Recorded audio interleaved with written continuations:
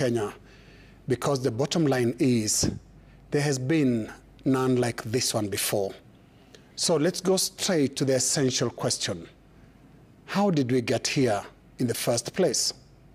We got here for a number of reasons that vary, depending on your assessment of the circumstances. We submit ours as follows. First, we got here for failing to read the signs of the times. And the first sign we missed is that of a generational shift on the ground. When youthful protesters by the name Gen Z took to online platforms to air their grievances, they were dismissed with contempt, their views labeled just another regular online chatter.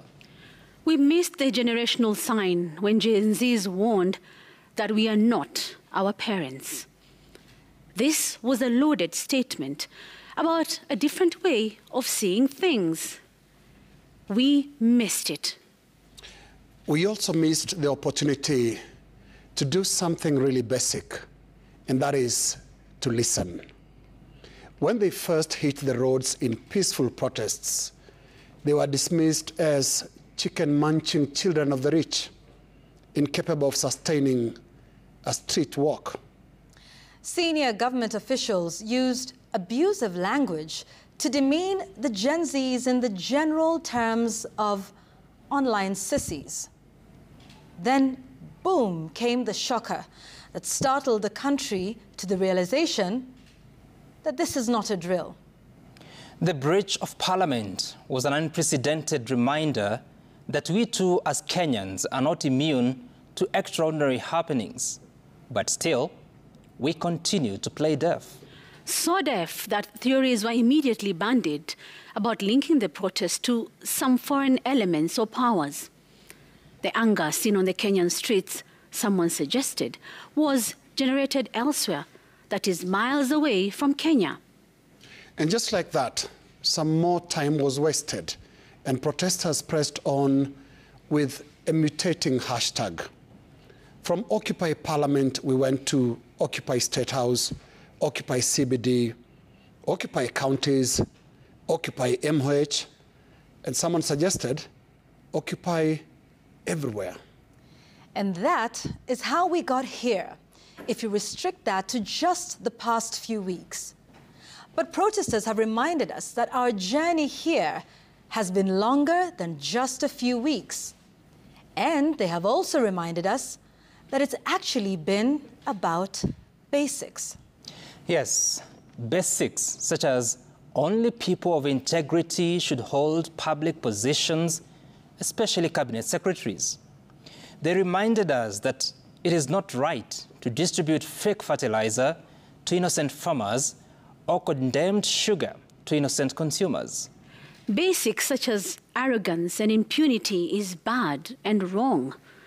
Remind us that elected and appointed officials should not talk down on the electorate or mwananchi wa kawaida. Basics such as respect, yani heshima na utu.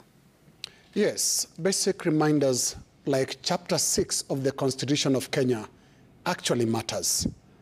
Talks about leadership and integrity. And the protesters consistently told us there is a serious gap between those two words, leadership and integrity. And for all those basics, they drew an unprecedented line in the sand. Now that is how we got here. As common parlance has it, when you find yourself in a hole, you stop digging. And when you're flat on your back, you can only look up. We are down. We have no cabinet tonight. But we look up to a new one that will be constituted as a matter of compulsion of circumstances in accordance with the aspirations of the majority, especially those who protested. The protesters that are forcing so many changes on us tonight are simply driving us back to the basics that we took for granted before. Basics like it is not okay to appoint murder suspects to the cabinet. So such basics got us down this extraordinary path. And the protesters are simply saying the Kenya of the last 2 years shall not be the Kenya of the future. And so our best wishes tonight to President William Ruto, who sits in the unenviable position, but also pole position in the history of Kenya. We commend the good start today that includes an iconic line from the president. He said, "I heard you." Leo tunasimama kama serikali ambayo Mungu ametupatia, lakini tunajua kwamba ni serikali ambayo Mungu alitupatia kupitia maombi. Sisi wote tunajua hivyo, si ndio? Tumeambiwa mambo ya mvua, wakati tulikuwa na kiangazi, tulienda tukaomba, Mungu akatupatia mvua. Tumeona shilingi yetu imeweza kupata nguvu. Dola shilingi ilikuwa imeenda mpaka 160, ilikuwa inaelekea 165. Siku moja ikarudi mpaka ikafika 140, siku nyingine ikafika 135, 130 na bado inarudi nyuma. Hebu niwaulize, kama si Mungu, huyo ni nani? Tunaona tuko na vyakula. Wacha tumpende Mungu, viongozi wote. Mungu atawapeleka mbali. Tuendelee kuombea nchi yetu. Jana nilikuwa naambia watu wengine kwamba nimepata nafasi ya kutembea katika nchi zingine duniani, hata nchi za bara letu la Afrika.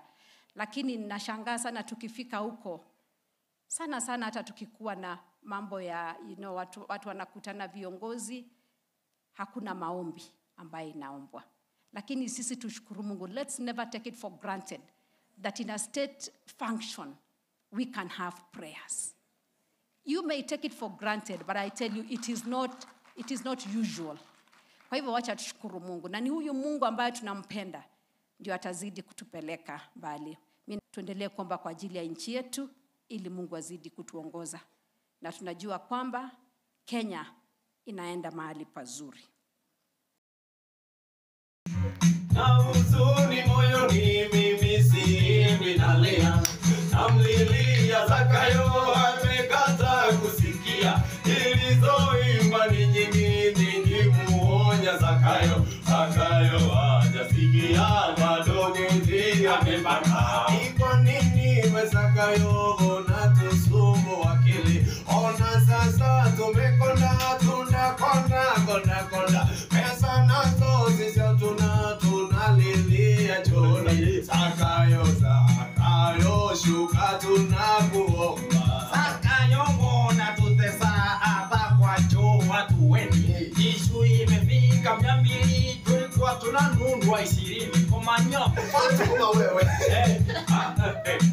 Tangu zamani nimekuwa nikikwambia, wewe Zakayo kashushe vitu bei zimepanda, lakini wewe ukusikia. Zakayo umepandisha parliamenti kamuchele na mandazi tunakula. Tumeishi vibandani tukikukula githeri, ona sasa hatuna chochote cha kukula. Ni kwa nini we Zakayo na tudhulumu wasisi? Sisi majenzi utaona